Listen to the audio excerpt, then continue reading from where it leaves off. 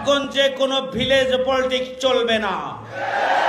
এক গডফাদার পালিয়েছেন, আর নতুন গডফাদার তৈরি হবেন আর ইনকাম করবেন, মানুষের জীবনকে নিয়ে ছিনিমিনি খেলবেন।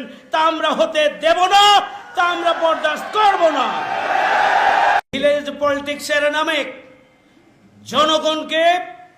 জনগণের জীবনকে যে বিষময় করে তোলা হয়েছে, আমরা তার তীব্র নিন্দা এবং প্রতিবাদ জানাই। এগুলা কারা করেন আমরা জানি।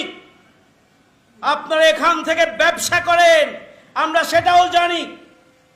আপনি কোন দল করেন, কার পক্ষ হয়ে করেন, আমরা সেটি দেখতে চাই না।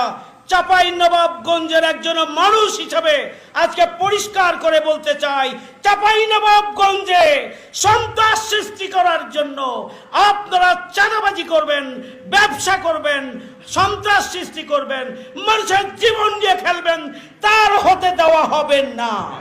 বাংলাদেশের বিজয় মানে লাল সবুজের জয়।